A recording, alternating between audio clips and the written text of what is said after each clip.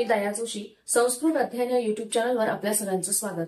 आज आपण पाहणार आहोत इयत्ता 10वीचा युग्ममाला या घटकाचा भाषाभ्यास. तर बघा, पहिला जो श्लोक आहे त्यामध्ये पहिला प्रश्न जो आहे पूर्ण वाक्येन उत्तरत. कनक परीक्षा कथम भवती. तर कनक परीक्षा निघर्षण छेदन तापताडनेही कनक परीक्षा भवती. त्यानंतर दुसरा जो आहे पुरुष परीक्षा कथम भवती. तर पुरुष परीक्षा श्रुतेन शीलेन गुणेन कर्मणा भवती. त्यानंतर दुसरा प्रश्न जो आहे जालरेखा चित्रम पूरयत. त्यामध्ये कनक परीक्षा कशाने होते ते आपल्याला लिहायचं आहे. बघा, निघर्षणेन छेदनेन तापेन ताडनेन. त्यानंतर पुढे जो आहे तो आहे पुरुष परीक्षा. तर पुरुष परीक्षा कशी होते, तर श्रुतेन शीलेन गुणेन कर्मणा. त्यानंतर प्रश्न तिसरा जो आहे तो आहे माध्यम भाषया उत्तरत. यथा चतुर्भिः इति श्लोकस्य स्पष्टीकरणं लिखत. तर तुम्हाला जो पहिला श्लोक आहे तर त्याचं स्पष्टीकरण तुम्हाला इथे लिहायचं आहे. तर ते लिहिताना तुम्ही काय सांगणार आहात आधी, की हा जो प्रश्न आहे तर तो कशामधला आहे, युग्ममाला. तर यामध्ये काय सांगितलेलं आहे की जे शब्द युग्म आहेत, यदा तदा यावत तावत तत्र तत्र यत्र तत्र, तर याचा उपयोग आपण वाक्याचं सौंदर्य वाढवण्यासाठी संस्कृत भाषेमध्ये करतो. तर त्यानंतर तुम्ही श्लोकाचं स्पष्टीकरण देणार आहात की सोनं जे आहे तर त्याचं वेगवेगळ्या प्रकारे परीक्षा केली जाते. तर घासणं, त्यानंतर तोडणं, तापवणं आणि मारणं, ताडण करणं. तर हे कशासाठी केलं जातं, तर जेव्हा ते तावून सुलाखून निघतं त्यावेळी ते अतिशय चकाकतं. आणि पुरुषाची परीक्षा त्याप्रमाणेच पुरुषाची परीक्षा केली जाते. तर ती कशी केली जाते, तर विद्या, ज्ञान, त्याच्यानंतर चारित्र्य, गुण आणि त्याच्या कर्माने. तर अशा प्रकारे तुम्ही साधारणतः याचं स्पष्टीकरण देऊ शकतात. त्यानंतर बघा, चौथा प्रश्न आहे अमरकोशात शब्दम प्रयुज्य वाक्य पुनर्लिखत. जनैहि कनकम परीक्षते.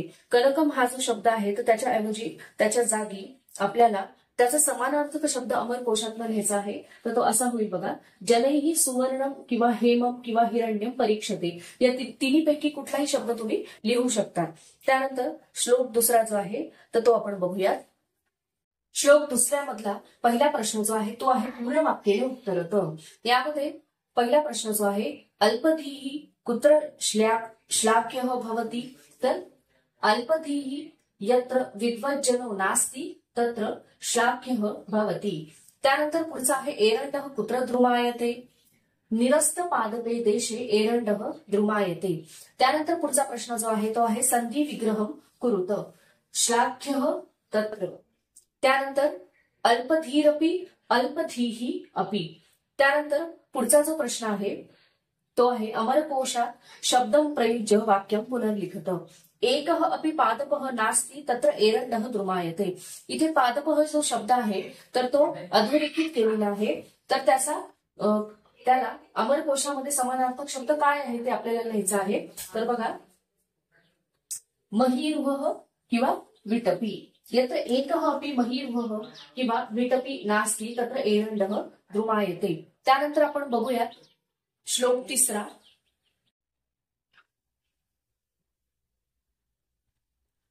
त्यामधला पहिला प्रश्न आपण आता बघूयात. पूर्ण वाक्येन उत्तरत.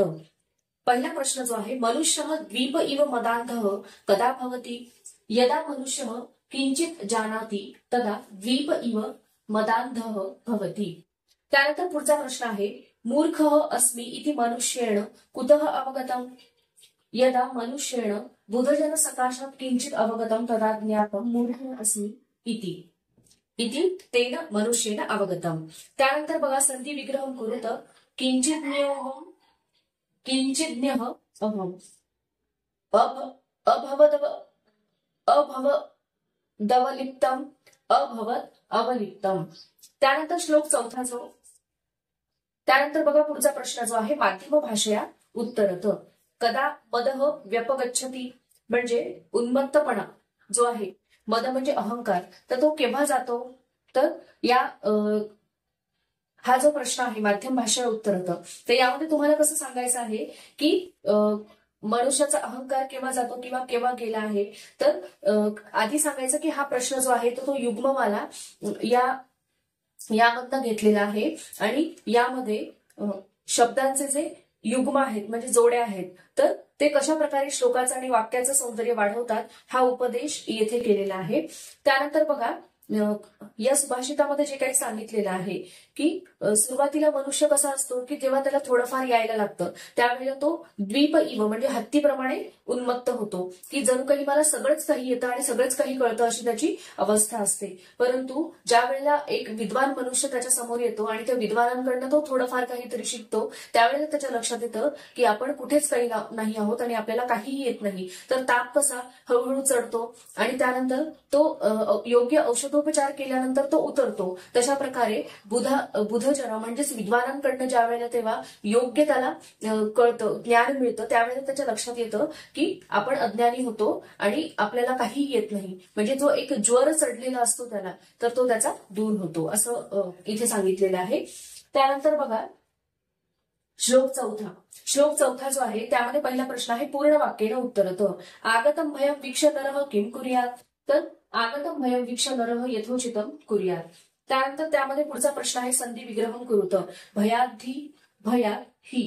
त्यानंतर श्लोक पाचवा जो आहे पूर्ण वाक्येनं उत्तरत. कह बहुभाषते तर अधमः बहुभाषते.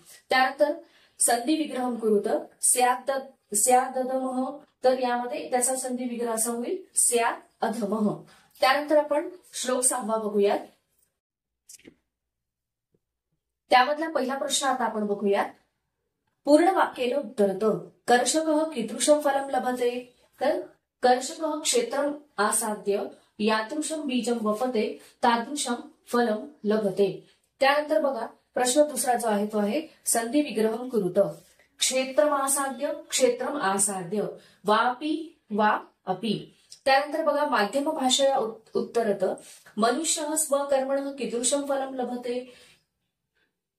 मनुष्य याचा आपल्याला माध्यम भाषा आहे म्हणजे मराठी भाषेमध्ये आपल्याला याचं उत्तर लिहायचं आहे. तर आधी सुरुवातीला आपल्याला असं लिहावं लागेल की हा जो प्रश्न आहे तो युग्ममाला या पाठातनं घेतलेला असून इथे जे शब्द युग्म आहेत तर त्यामुळे श्लोकाचं वाक्याचं सौंदर्य कसं वाढतं हे यामध्ये त्यांनी सांगितलेलं आहे. तर बघा त्यानंतर हा जो श्लोक आहे की मनुष्य स्वतःच्या कर्मामुळे त्याला फळ मिळतं तर त्याच्यासाठी त्यांनी अतिशय सुंदर असं उदाहरण प्रस्तुत केलेलं आहे. तर त्यामध्ये सुभाषितकार असं म्हणतो की एखादा शेतकरी जो आहे तर तो काय करतो एखादं बी पेरतो तर ते बी कसं आहे यावरनं त्याला काय मिळणार आहे हे ठरतं. जसं की म्हटलं जातं ना मराठी भाषेमध्ये शुद्ध बीजापोटी फळे रसाळ गोमटी. तर बीज जर सुंदर असेल तर त्याच्यापासून प्राप्त होणारं जे उत्पन्न आहे किंवा उत्पादन आहे तर ते अतिशय छान असतं.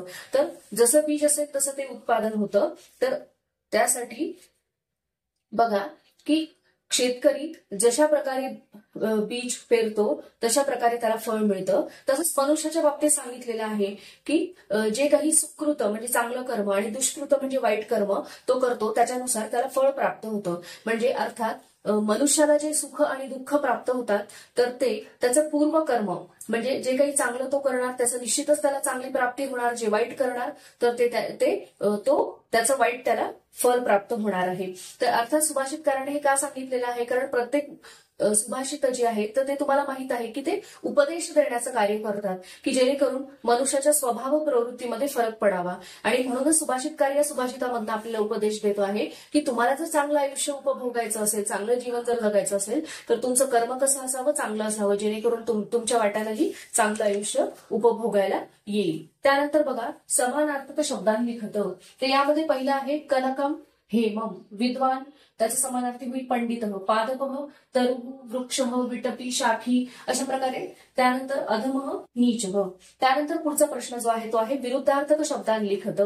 गुण अवगुण किंवा दोष विद्वान मूर्ख किंवा अल्पधीही उत्तम त्याचा विरुद्धार्थी होईल अधम सुकृतम त्याचा विरुद्धार्थी काय होईल दुष्कृतम. त्यानंतर आपण पुढील प्रश्न बघूयात.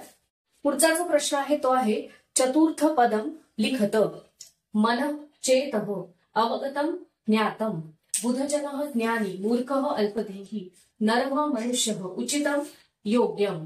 त्यानंतर वीक्ष दृष्ट्वा आणि भयम भीती. त्यानंतर पुढचा आहे समानार्थक शब्दांना मेलनम कुरुत.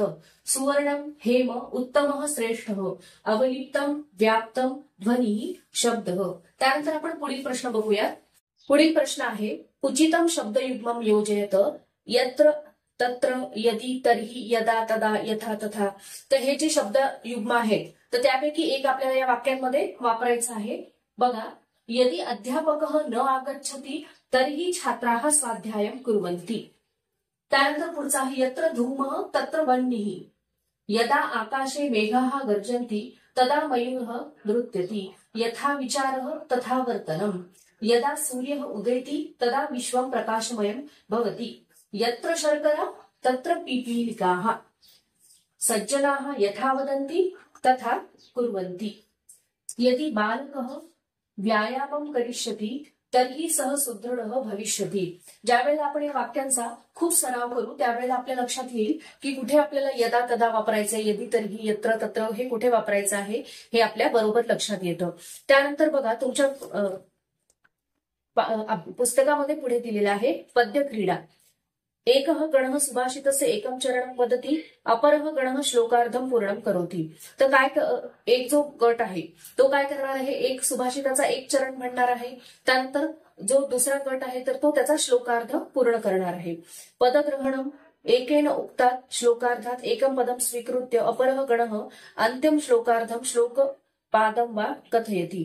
तर काय करायचं आहे की पहिला जो गट आहे तर जो त्याच्यामधलं त्यांनी म्हटलेल्या वाक्यामधलं एक पद घेऊन दुसरा जो श्लोकार्ध आहे त्यामधलं जो अर्ध भाग आहे तर तो पूर्ण करायचा आहे किंवा श्लोकार्धम श्लोकपादम वा कथयति.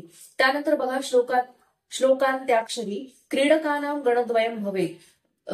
खेळणाऱ्यांचे दोन ग्रुप करायचे आहेत, दोन गट करायचे आहेत. आदौ प्रथम गणीयेषु अन्यतमः एकं श्लोकं वदेत्. आणि सुरुवातीला प्रथम गणीयेषु म्हणजे पहिल्या गटामधला एक कोणीतरी एक श्लोक म्हणेल. तदा द्वितीय गणेषु अन्यतमः तादृशम एकम श्लोकम वदेत. आणि दुसरा पुन्हा एक दुसरा श्लोक म्हणेल तशा प्रकारचा. तादृशम म्हणजे तशा प्रकारचा. यस्यचा आरंभ अन्य गणीयेन उक्तस्य श्लोकस्य अंतिमेन अक्षरेण भवति. पण काय करायचं आहे की पहिल्या गटातल्या ज्या व्यक्तीने मुलांनी जो श्लोक म्हटलेला आहे त्याचा शेवट जिथे होणार आहे तर